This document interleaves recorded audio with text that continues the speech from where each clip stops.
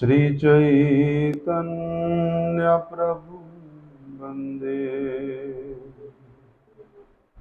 नित्यानंद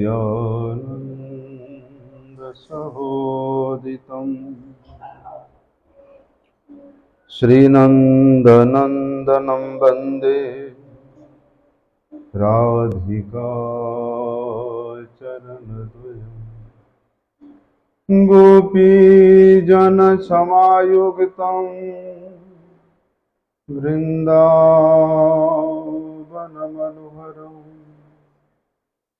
गुरवे गौरचन्द्राय राधिकाय तदालये कृष्णाय कृष्णभक्ताय तद्भक्ताय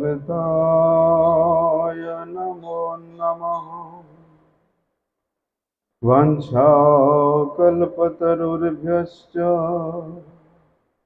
कृपा सिन्धुभ्य एव च पतितानां पावनेभ्यो वैष्णवेभ्यो नमो नमः। पतितपावन परम करुणामय परम आराध्यतम गुरुपाद पद्म नित्यलीला प्रविष्टम विष्णुपाद परमहंस परिव्राजकाचार्य अष्टोत्तर शत श्री श्रीमत् शिल भक्ति वल्लभ तीर्थ गोस्वामी गुरु महाराज जी के श्री अभय चरण कमल में अनंत कोटि साष्टांग दंडवत प्रणाम करते हुए उनकी अहेतु की कृपा प्रार्थना कर परम आराध्यतम शिक्षा गुरुपाद पद्म नित्य लीला प्रविष्टम विष्णुपाद परमहंस शिल भक्ति विज्ञान भारती गोस्वामी महाराज के चरण कमल में अनंत कोटि साष्टांग दंडवत प्रणाम करते हुए उनकी अहेतु की कृपा प्रार्थना करता हूँ।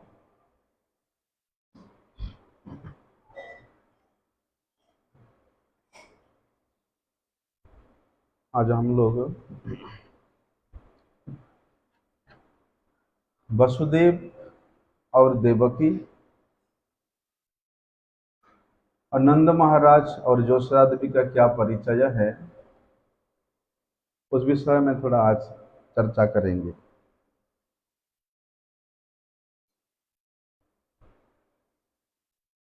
पहले तो भगवान जिस वंश में प्रकट हुए, कौन वंश में? यदु वंश में। उस यदु वंश का परिचय क्या है? उस यदुवंश कहाँ से प्रारंभ होता है और उस यदुवंश में भगवान कितने नंबर पे प्रकट हुए, इसके बारे में पहले चर्चा करते हैं। क्योंकि इसी यदुवंश में ही नंद महाराज भी प्रकट हुए हैं और इसी यदुवंश में वसुदेव महाराज भी प्रकट हुए हैं। नंद महाराज एक क्षत्रिय है, हाँ, सुनते हैं। आज देखिए, ब्रह्मा के पुत्र हुए अत्रि, दरवाजा बंद करो। ब्रह्मा के पुत्र हुए अत्रि और अत्रि के पुत्र हुए सोम, और इन्हीं सोम से चंद्रवंश की उत्पत्ति होती है। और इसी चंद्रवंश में बड़े बड़े महापुरुष प्रकट हुए। जह्नु मुनि, जिन्होंने अपनी जंघा को फाड़ करके गंगा जी को प्रकट किया था, वे जह्नु मुनि भी इसी चंद्रवंश के ही है। परशुराम जी, विश्वामित्र, जितने बड़े बड़े तेजस्वी महापुरुष हुए, बोलते ये सब चंद्रवंश में ही प्रकट हुए। उसके बाद आयुर्वेद के जो प्रवर्तक है कौन? धन्वंतरी। धन्वंतरी भी इसी चंद्रवंश के है। महाराज अलर्क, ये महाराज अलर्क ऐसे हुए, इन्होंने जितना वर्ष तक पृथ्वी का शासन किया, आज तक इतना वर्ष तक कोई शासन नहीं किया। 60,000 वर्ष तक इन्होंने इस पृथ्वी का शासन किया। इतिहास में इतना लंबे समय तक किसी भी वंश के राजा शासन नहीं किया था। तो बोलते हैं ये जितने बड़े बड़े महारथी गण हुए, महापुरुष गण हुए, बोलते ये सब चंद्रवंश में ही प्रकट हुए थे। और इसी वंश में महाराज नहुष हुए। नहुष के द्वितीय पुत्र हुए महाराज जजाति। और इन्हीं जजाति महाराज के जो ज्येष्ठ पुत्र है यदु, उन्हीं से ही ये यदुवंश की उत्पन्न हुआ। उन्हीं से ही यदुवंश की उत्पत्ति होती है, जिस वंश में स्वयं भगवान श्री कृष्ण प्रकट होते हैं। यदुवंश का क्या इतिहास है? महाराज जजाति क्षत्रिय थे, लेकिन दैववश उनके विवाह ब्राह्मण कन्या से हुई थी। असुरों के जो गुरु है शुक्राचार्य, उनके कन्या देवयानी के साथ, असुरों की गुरु शुक्राचार्य, उनकी पुत्री देवयानी के साथ महाराज जाति का विवाह हुआ था। और ये विवाह में असुरों का राजा जो वृषपर्वा है, वे भी अपनी गुरु कन्या के प्रति प्रसन्न होकर के उसके सेवा के लिए और अपने गुरु शुक्राचार्य को संतुष्ट करने के लिए असुरों का राजा वृषपर्वा अपने पुत्री को देवयानी के सेवा के लिए समर्पित कर दिया।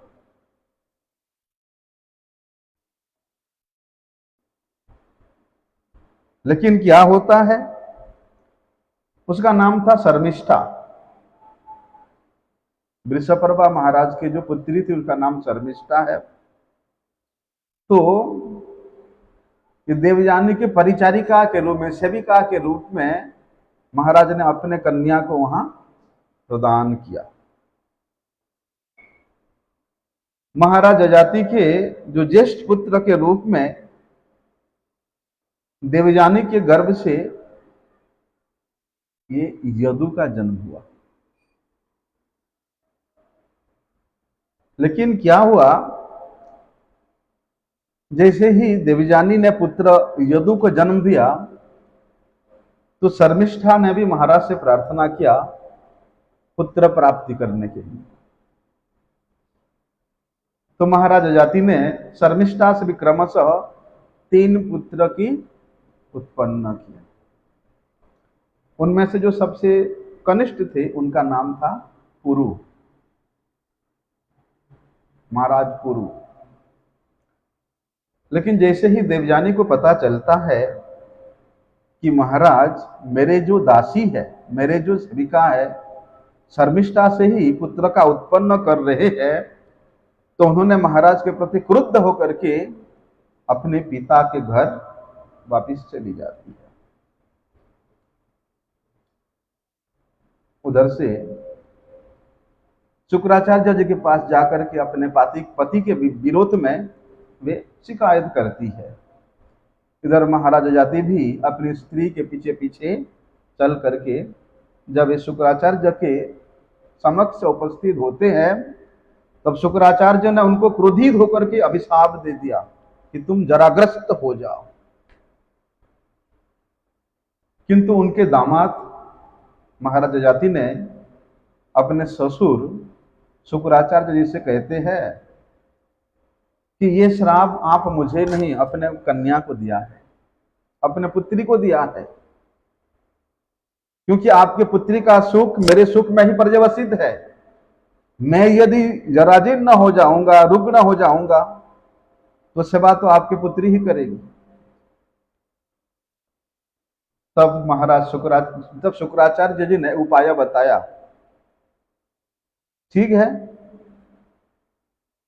तुम अपनी ये जरा अवस्था को किसी को, इस वृद्धावस्था को, दशा को किसी अन्य को प्रदान करके तुम उससे अपना युवावस्था ले सकते हो। यदि तुम्हारा इच्छा होगा तो तुम वो कर सकते हो। अभी तो जवान थे लेकिन बुढ़ा हो गए अभिशाप के कारण। समय से पहले बुढ़ा हो जाने के कारण महाराज ययाति ने अपने ज्येष्ठ पुत्र यदु के पास जाकर के कहते हैं कि पुत्र तुम अपना यौवन मुझे दे दो और मेरा वृद्धावस्था आप ले लो। उत्तर में यदु ने क्या कहा, बड़े सारवाणी कहा कि पिताजी, हरि भजन करने के लिए अनुकूल है ये विषय वैराग्य। भोग से निवृत्ति ही हरि भजन करने का श्रेष्ठ स्थिति है। और यौवन काल में, युवावस्था में जो व्यक्ति भोग विलास को छोड़ करके एक साधारण के रूप में रहता है, अथवा यौवनावस्था में भोग विलास से उन्मुख नहीं होने से भगवत प्राप्ति संभव नहीं है।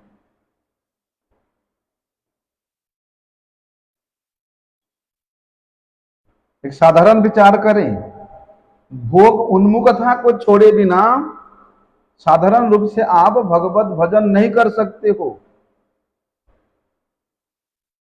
तो यदु कहते, यद्यपि मुझे पता है, क्या पता है,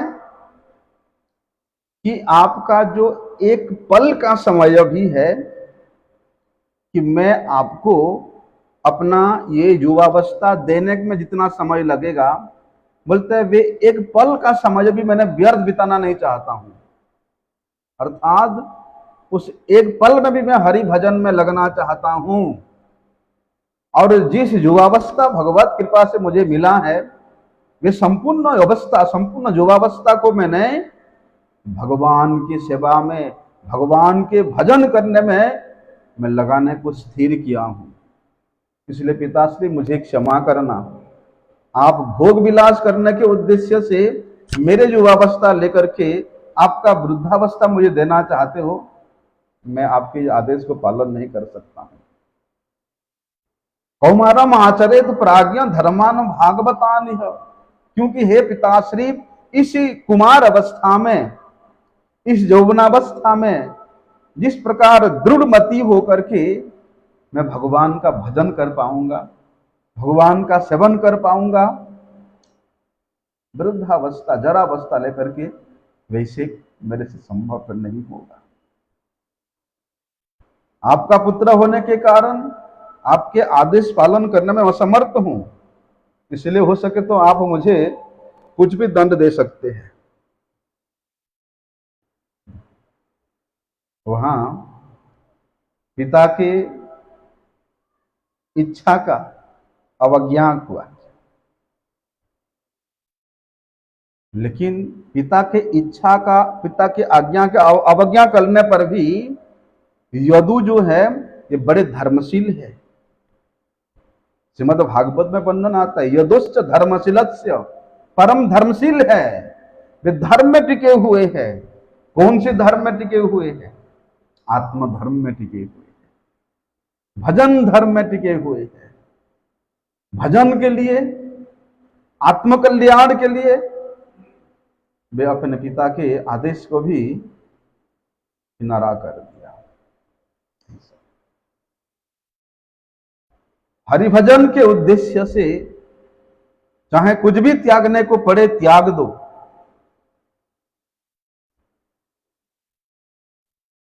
पिता न सत्स्यात्, माता न सत्स्यात्,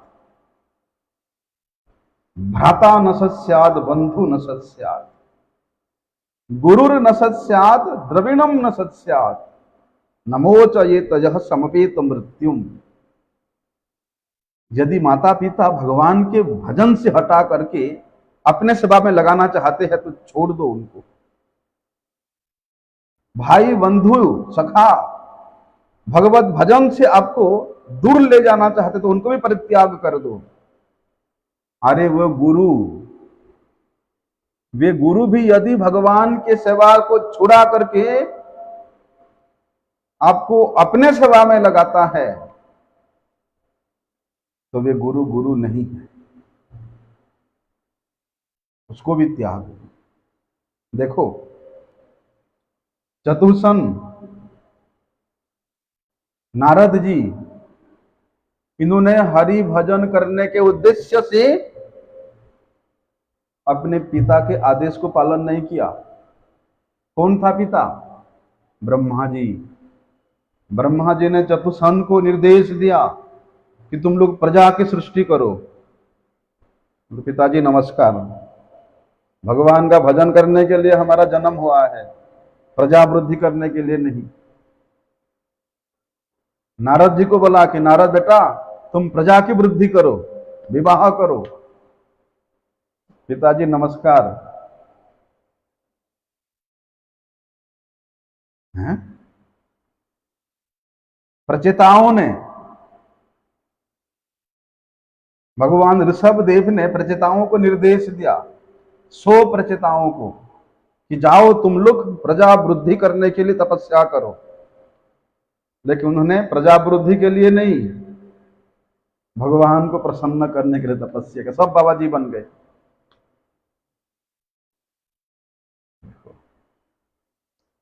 तो हरि भजन करने के उद्देश्य से अपने पिता ब्रह्मा का भी आदेश को उल्लंघन किया था। लेकिन ब्रह्मा जी इनके प्रति असंतुष्ट नहीं हुए थे, वरन संतुष्ट ही हुए थे, असंतुष्ट नहीं हुए थे। उसी प्रकार सनक सनंदन जो 4 कुमार है, बोलते उन्होंने उस परम धर्म के उद्देश्य से इस प्राकृत धर्म का पालन को विचार परित्याग करके भगवान का भजन किया। यदु के प्रति भगवान असंतुष्ट नहीं हुए कि तुम अपने पिता के बात को नहीं माना, वरन भगवान यदु के ऊपर प्रसन्न हुए। तभी तो उनके वंश में भगवान प्रकट हुए। अरे नो, तुम पिता की आज्ञा पालन नहीं करते हो, मैं तुम्हारे वंश में क्यों आऊंगा?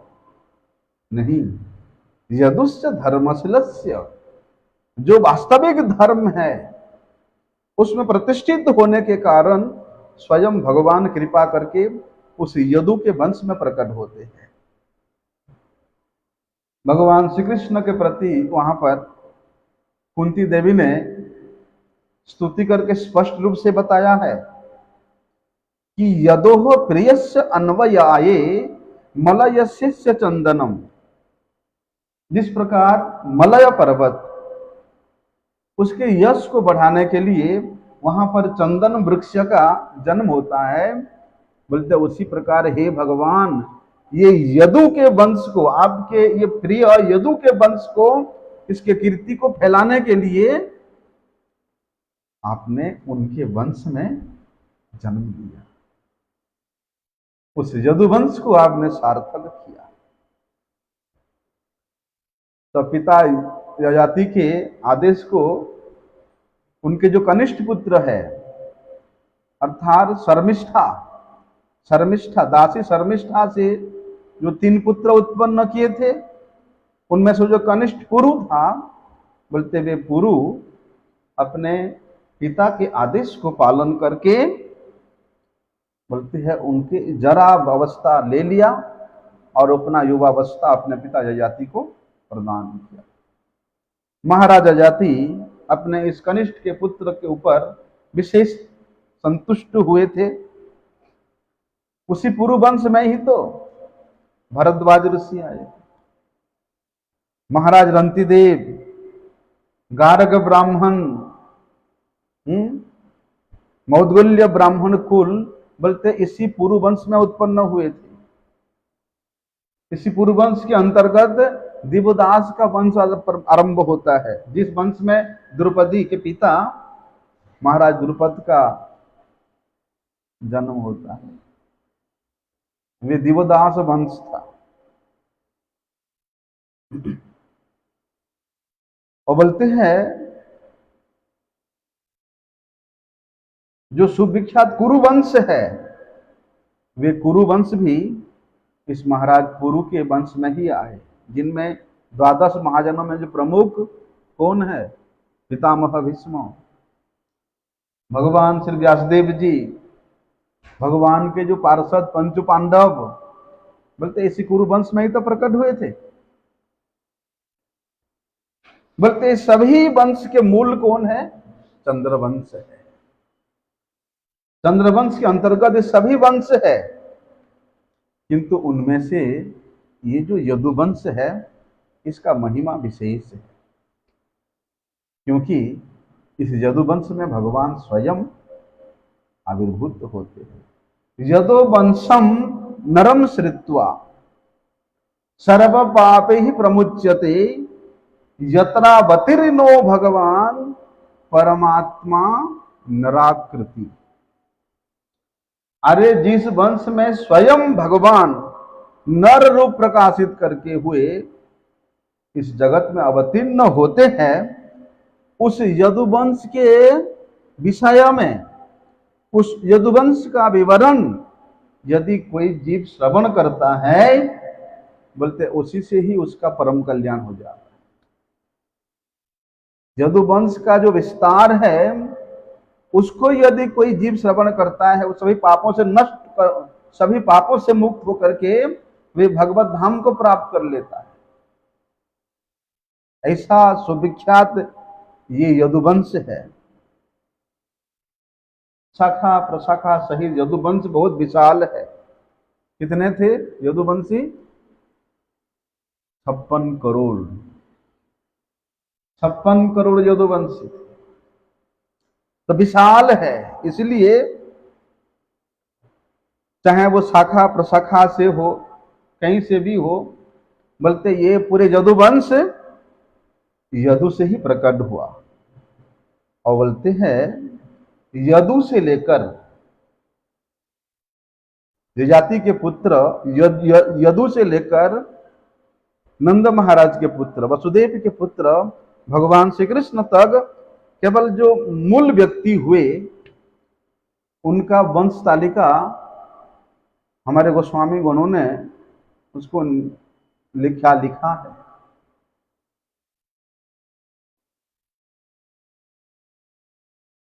महाराज यजु से लेकर के भगवान श्री कृष्ण तक जो ये वंश हुए, भगवान श्री कृष्ण उसमें बोलते हैं 49 नंबर में आते हैं। सुनते हैं यदु से हुए कुरुष्टा, ब्रजिनवान, स्वाहिति, दिशदगु, चित्ररथ, शशबिंदु, पृथुश्रवा, धर्म, उशना, रुचक, जामक, विदर्भ, क्रथ, कुंती, वृष्णि, निवृत्ति, दशार्ह, व्योम, शकुनी। ये शकुनी वो शकुनी नहीं है। दशरथ, सूर्यवंश में भी दशरथ महाराज हुए और ये यदुवंश में भी दशरथ महाराज हुए।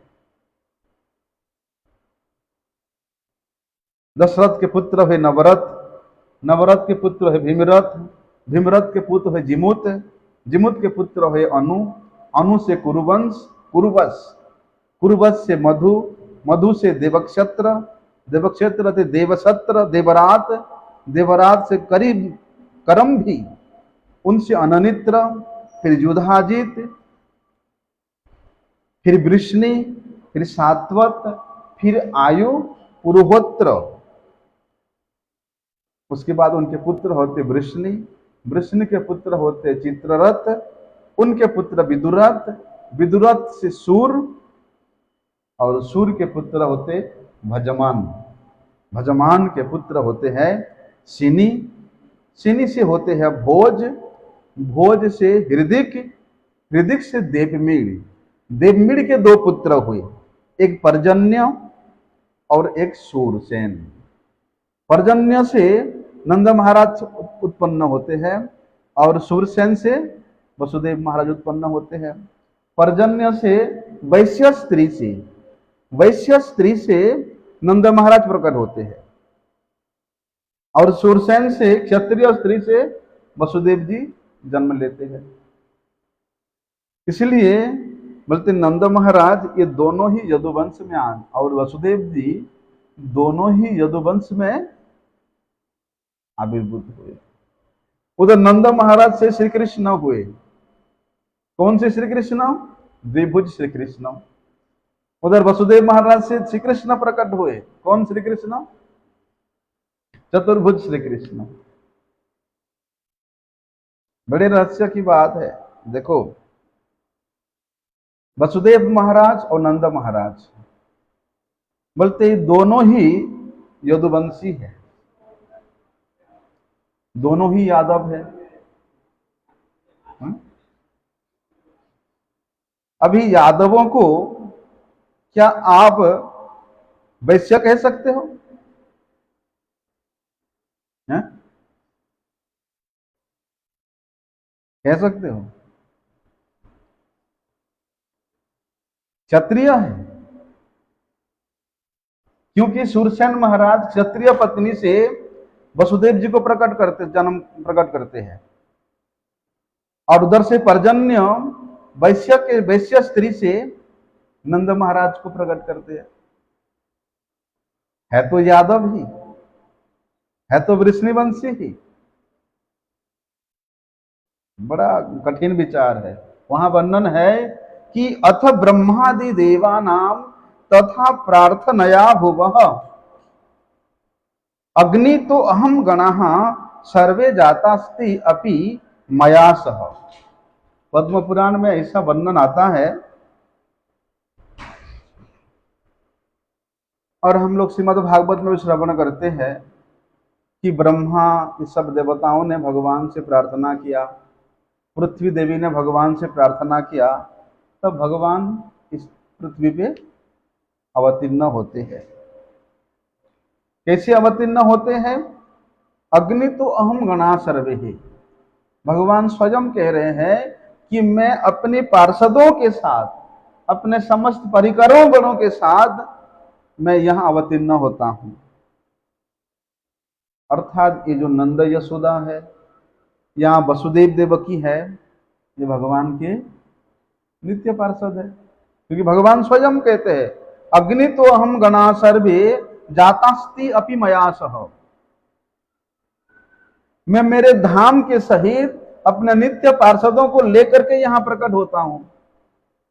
तो ये नंद यशोदा वसुदेव देवकी ये कोई दूसरे नहीं है, ये भगवान के नित्य पार्षद ही है। हम उस दिन श्रवण किया था कि भगवान श्री कृष्ण उस अपने नित्य परम धाम में परिकरों के साथ नित्य लीला में मग्न रहते हैं, और जब ब्रह्मा आदि देवतागण भगवान से प्रार्थना करते हैं, तब भगवान अपनी उस नित्य धाम के परिकर गणों के साथ इस जगत में प्रकट होकर के, अवतीर्ण होकर के, बोलते अपकट लीला को भगवान यहां प्रकट करते हैं। तो उस परव्योम में भगवान श्री कृष्ण का जो अपना धाम है, वहां वे नित्य विद्यमान है। ऐसे नहीं कि भगवान वो धाम को लेकर के यहां आए तो वहां खाली हो गया, नहीं, वो नित्य विद्यमान है।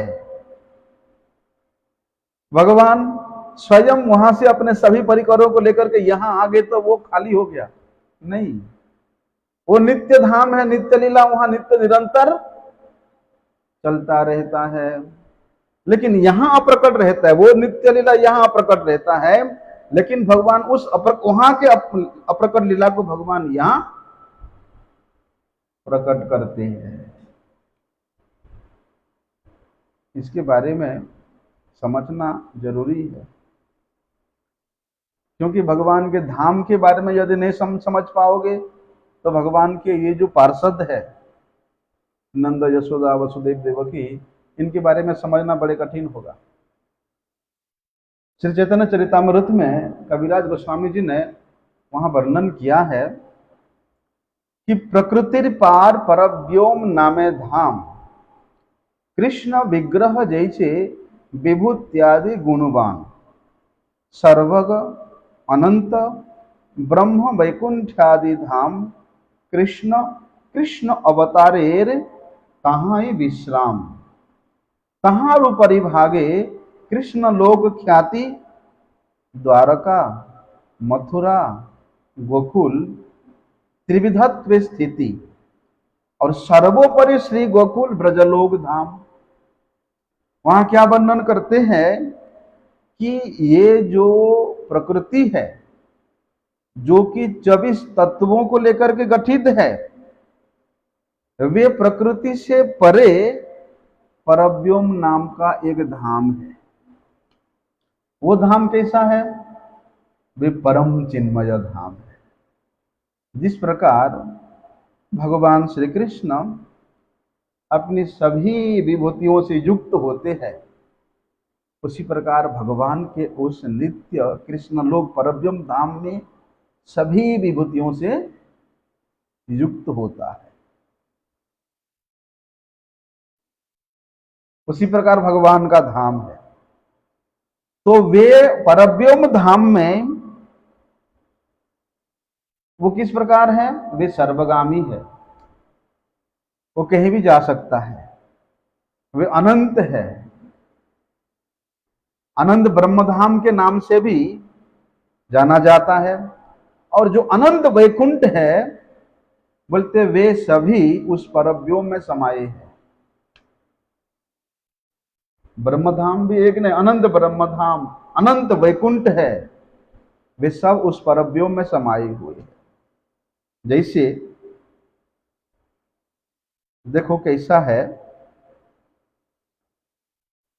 भगवान श्री कृष्ण का जितने भी अवतार होता है, वे सभी अवतारों का एक एक वैकुंठ उस परव्योम में है। भगवान का अनंत अवतार है। हम लोग श्रीमद् भागवत में 24 अवतार के बारे में विशेष रूप से श्रवण करते हैं। तो जितने भी भगवान का अवतार हुआ, सभी अवतारों का एक एक अलग अलग वैकुंठ है। उस वैकुंठ में उस अवतार के जितने भी परिकर गण हैं, वो वहीं वैकुंठ में निवास करते हैं। जैसे भगवान नरसिंह देव है, नरसिंह वैकुंठ है, वहां नरसिंह भगवान जितना परिकर है, वे सब वहां विराजमान है। वामन देव है, वामन वैकुंठ है, भगवान वामन देव जितना परिकर है, वहां विराजमान है।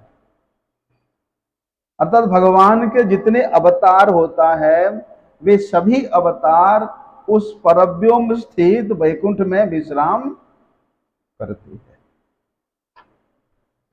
और उस परव्योम के ऊपर में कृष्ण लोक है।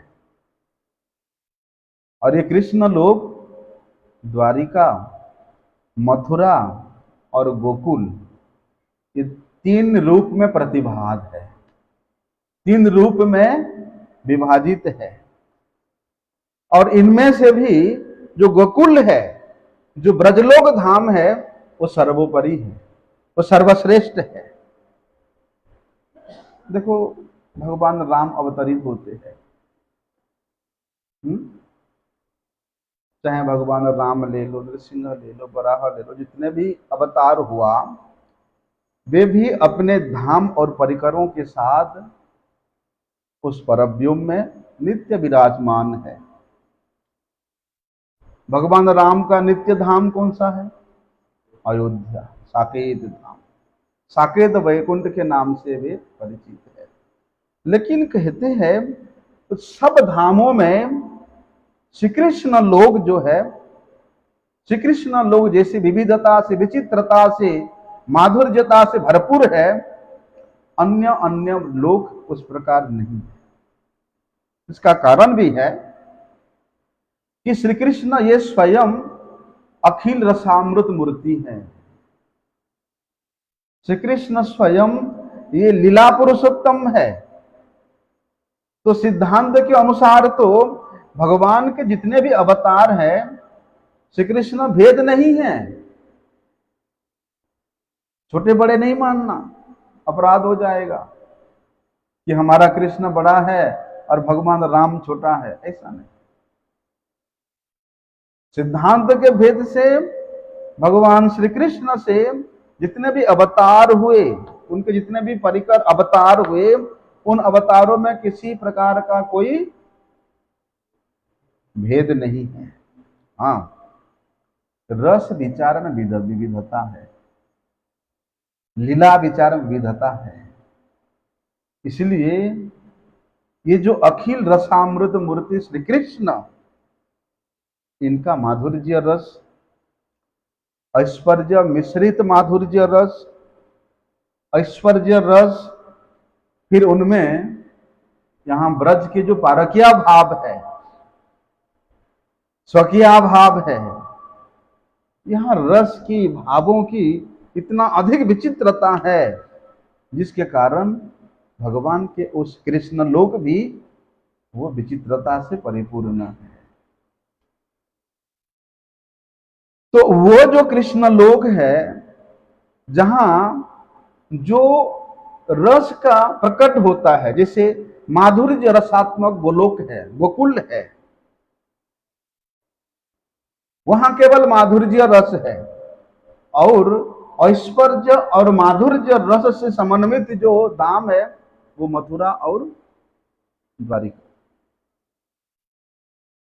तो उस धाम में चाहे वो परम माधुर्य रसात्मक गोकुल धाम हो, चाहे वो ऐश्वर्य और माधुर्य रसात्मक मथुरा द्वारिका धाम हो, बोलते उन धाम के परिकरों के भी बोलते उस रस के अनुसार विशेषता है।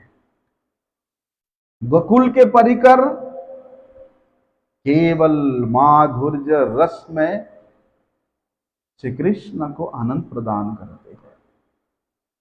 मथुरा द्वारिका के परिकरगण, उनका माधुर्य रस है, लेकिन वे ऐश्वर्य समन्वित हैं। वे रस के द्वारा वे श्री कृष्ण को आनंद प्रदान करते हैं। तो उस प्रकार विशेषता के विचार करके श्री नंद और यशोदा और श्री वसुदेव और देवकी का जो वैशिष्ट्य, जो परिचय है, वो निर्धारण कर सकते हैं। और भगवान श्री कृष्ण के ये जो प्रकट लीला, ये जो जन्म लीला है, उसके वैशिष्ट को भी उसी रस के अनुसार ही हम लोग जान सकते हैं। देखो, भगवान जगत में कभी किसी को माध्यम बना करके, तो कभी बिना माध्यम से भगवान इस जगत में अवतीर्ण हुए हैं। जैसे भगवान नृसिंहदेव कहां प्रकट हुए थे? उस स्तंभ से प्रकट हुए थे। हिरण्यकशिपु के राजमहल में जो पत्थर का स्तंभ है, उस स्तंभ से भगवान नृसिंहदेव प्रकट हुए थे। स्तंभ तो अचेतन वस्तु है, चेतन तो नहीं है। अच्छा, बराहदेव, भगवान बराहदेव कहां प्रकट हुए थे? ब्रह्मा के नासिका से प्रकट हुए थे। लेकिन भगवान श्री कृष्ण, उनके ये प्रकट के संबंध में श्री वसुदेव देवकी या नंद यशोदा को माध्यम बना करके या उनके अपने नित्य पार्षद के रूप में पहले भेज करके भगवान वहां प्रकट होते। देखो, भगवान नरसिंहदेव स्तंभ से प्रकट हुए तो उनको तो नहीं कहते स्तंभ पुत्र के रूप में, कहते हैं स्तंभ पुत्र है, नहीं कहते ना, कई नाम है। या ब्रह्मा के नासिका से भगवान प्रकट हुए तो उनको ब्रह्मानंदन कहा जाता है। कहीं ऐसा वर्णन सुना आपने? नहीं है, कभी नहीं कहा जाता। इसका कारण क्या है? वे स्तंभ या ब्रह्मा एक माध्यम है, केवल मात्र। लेकिन भगवान यहां जो प्रकट हुए, यहां पुत्र बुद्धि है। वहां स्तंभ से प्रकट हुए तो वहां पुत्र बुद्धि नहीं है, वहां ब्रह्मा के नासिका से प्रकट हुए पुत्र बुद्धि नहीं है। लेकिन श्री कृष्ण यहां पर यशोदानंदन, देवकी नंदन, नंदन नंदन, वसुदेव नंदन कहा जाता कि नहीं? ना केवल कहा जाता, ये शास्त्र सिद्ध नाम है। क्योंकि ये जो है, चाहे वो नंद बाबा, यशोदा मैया या वसुदेव महाराज, देवकी महारानी क्यों ना हो, ये भगवान के नित्य पार्षद। और नित्य पार्षद होने के कारण इनमें पुत्र बुद्धि बहुत अधिक परिमाण में है। तो बोलते वो कृष्ण लोक में जो गोकुल है, जो ब्रजधाम है, वहां के नित्य पार्षद श्री नंद, यशोदा, और वहां जो मथुरा धाम है, वहां के नित्य पार्षद श्री वसुदेव और देवकी। मथुरा ये ऐश्वर्य मिश्रित, ऐश्वर्य और माधुर्य मिश्रित रसात्मक धाम है। इसलिए देवकी और वसुदेव उनमें माधुर्य भाव है, जिसके कारण तो भगवान को पुत्र के रूप में पुत्र बुद्धि है, लेकिन वहां ऐश्वर्य भाव भी है। इसलिए उन्होंने भगवान को परमेश्वर भाव बुद्धि दे करके भगवान की स्तुति करते हैं। ये कि नहीं किए? जैसे ही भगवान कंस के कारागार में प्रकट होते हैं, देवकी और वसुदेव भगवान का स्तुति करने लग जाती है।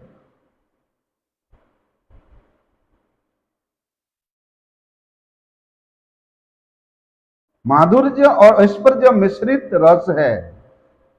फलस्वरूप श्री कृष्ण के प्रति वात्सल्य भाव होता है, तो कभी उनको परमेश्वर बुद्धि भी होता है। कभी वे कभी पुत्र के रूप में देखते हैं, तो कभी परमेश्वर के रूप में उनका स्तव स्तुति करने लगते हैं।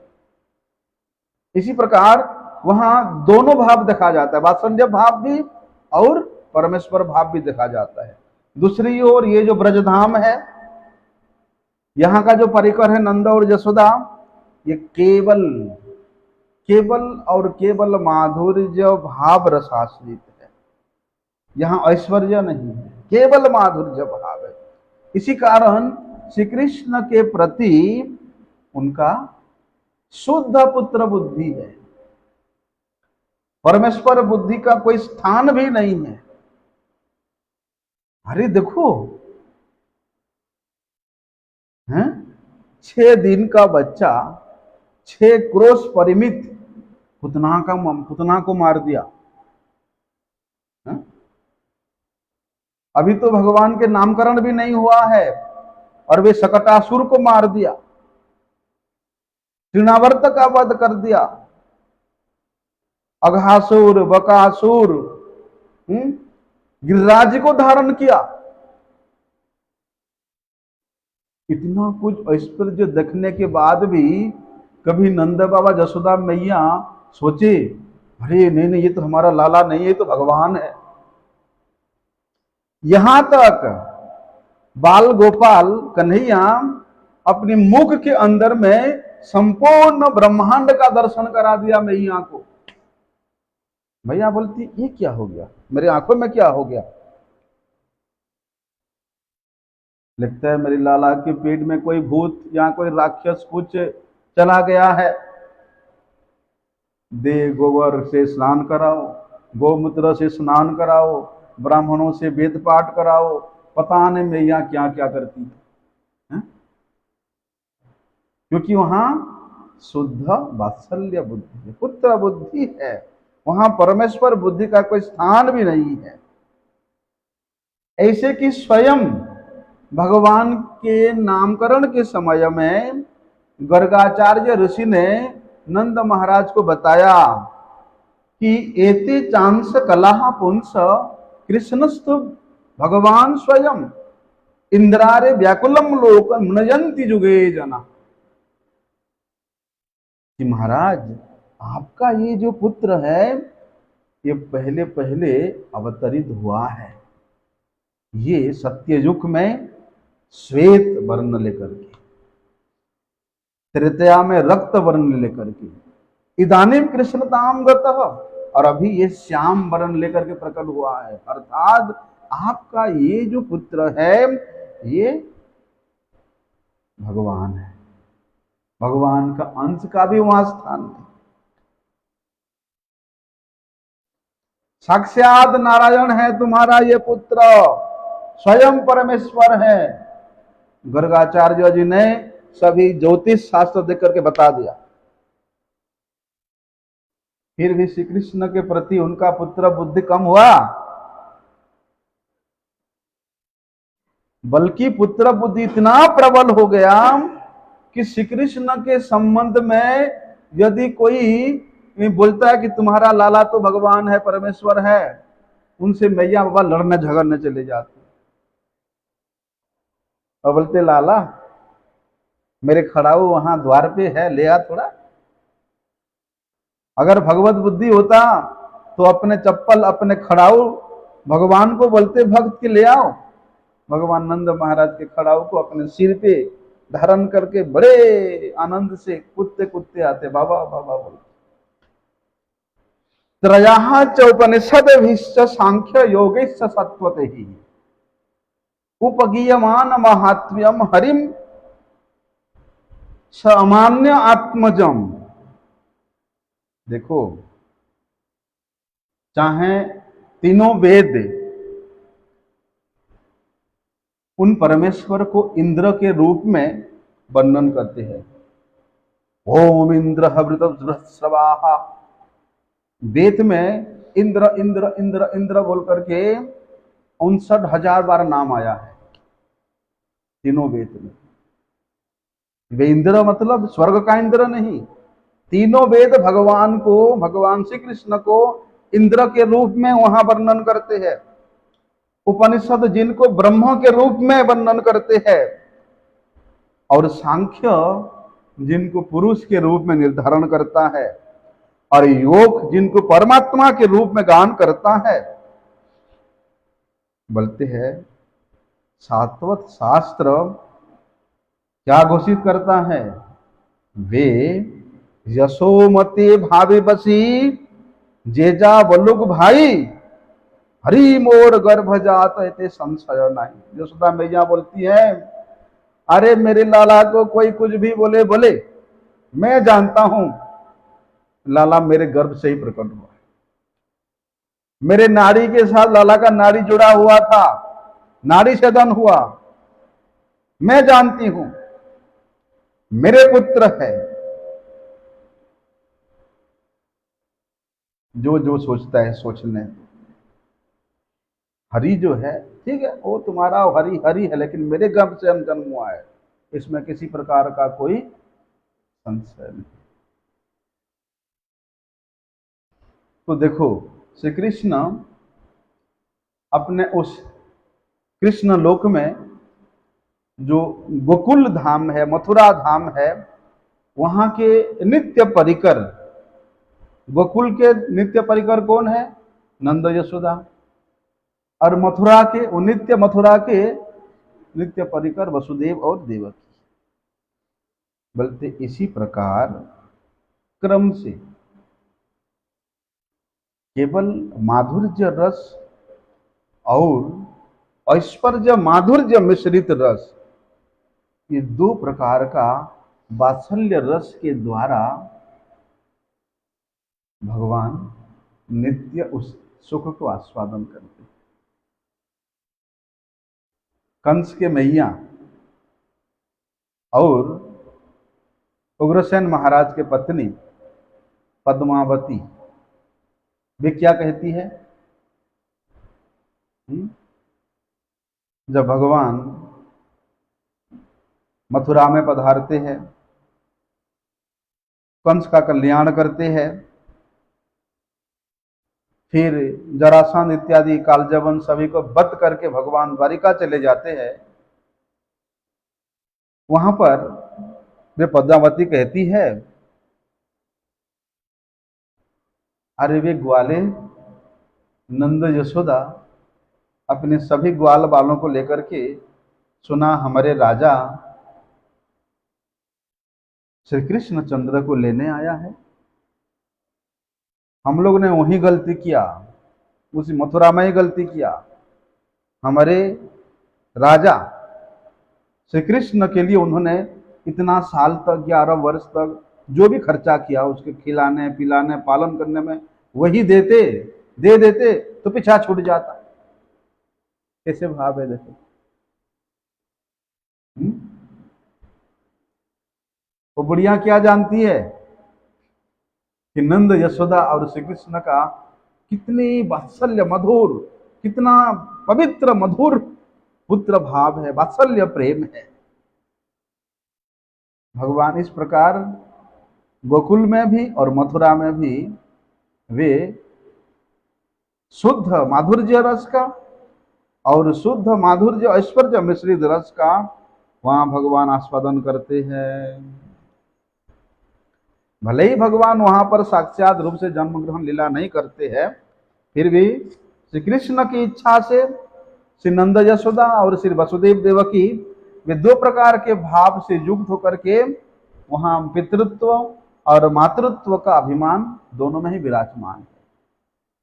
दोनों में मातृत्व पितृत्व भाव विराजमान है। माया से उस गोलोक में साक्षात रूप से जन्म लीला की अपेक्षा नहीं की जा सकती, लेकिन भाव ये है कि भगवान उस भावात्मक रस का आस्वादन करने के लिए भगवान यहाँ जन्म भी लेते हैं, प्रकट भी होते हैं। ऐसा देखो, जब भगवान का इस जगत में प्रकट होने का समय होता है तो भगवान किसी माध्यम से या अपनी उस बहिरंगा को आधार बनाने की आवश्यकता नहीं पड़ती। जोगमाया समावृता, भगवान स्वयं अपनी योगमाया के द्वारा समावृत होकर के वे प्रकट होते हैं। और भगवान की योगमाया वे इस धाम के परिकर को लेकर के यहाँ सब व्यवस्था कर देती है, किसी बहिरंग की आवश्यकता नहीं पड़ती है।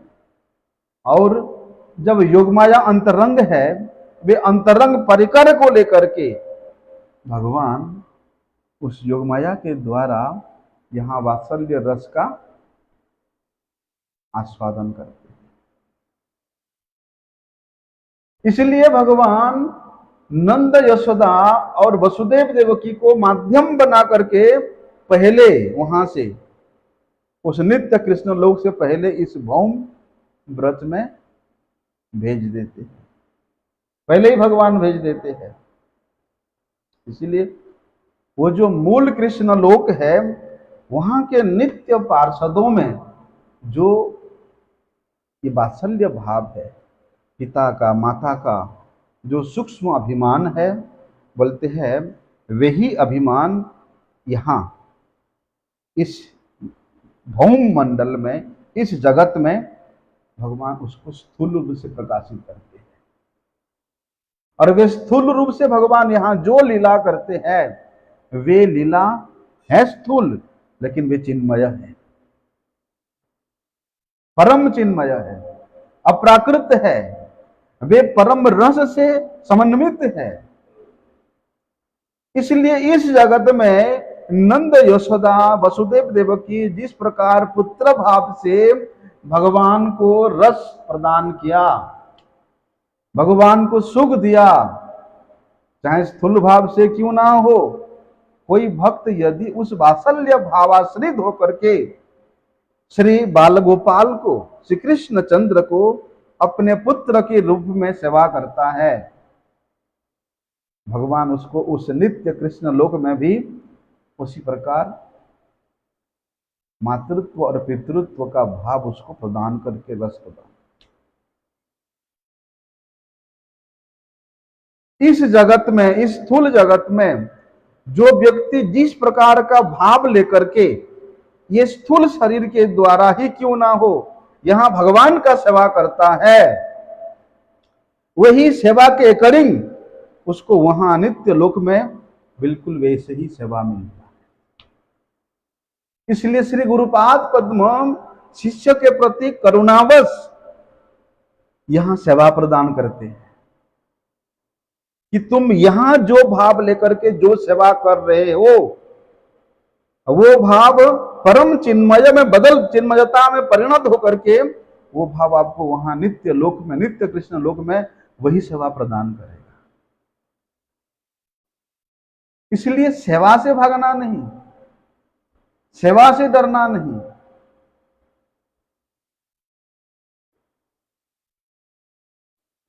कुछ लोग सोचते नहीं गुरुजी ने तो मुझे सुलह माला करने को बोला।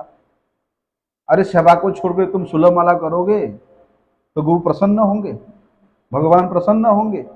अरे सेवा प्राप्त करने के लिए ही तो ये माला रूपी साधन है, नाम रूपी साधन सेवा प्राप्त करने के लिए है। इसलिए गुरुजी ने साक्षात रूप से भगवान को यहां प्रकट करके उन भगवान के सेवा के लिए हम लोगों को नियोजित करते हैं कि बेटा यहां निष्कपट रूप से सेवा करोगे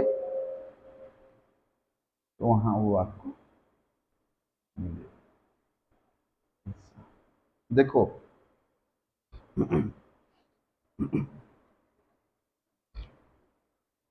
तो इस प्रकार योग माया के द्वारा समन्वित होकर के भगवान अपने उस नित्य लोक स्थित नित्य पार्षदों को पहले यहां भेज करके उनके माध्यम से यहां अपनी जन्म लीला करते हैं, यहां प्रकट लीला करते हैं, जिसको श्री कृष्ण जन्म लीला के रूप में शास्त्र वर्णन करता है।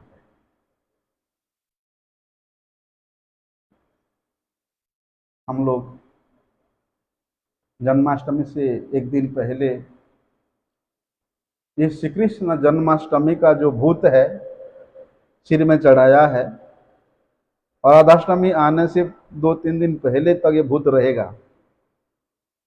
इसलिए ये श्री कृष्ण जन्माष्टमी का जन्म लीला का क्या वास्तविक तात्पर्य है, क्या वास्तविक भाव है, क्या वास्तविकता है, उसको हम लोग और कुछ दिन तक श्रवण करें। फिर श्रीमती राधा रानी के महिमा कीर्तन करेंगे। वंशा कल्पतरुभ्यश्च कृपा सिंधुभ्यैव च पतितानां पावनेभ्यो वैष्णवेभ्यो नमो।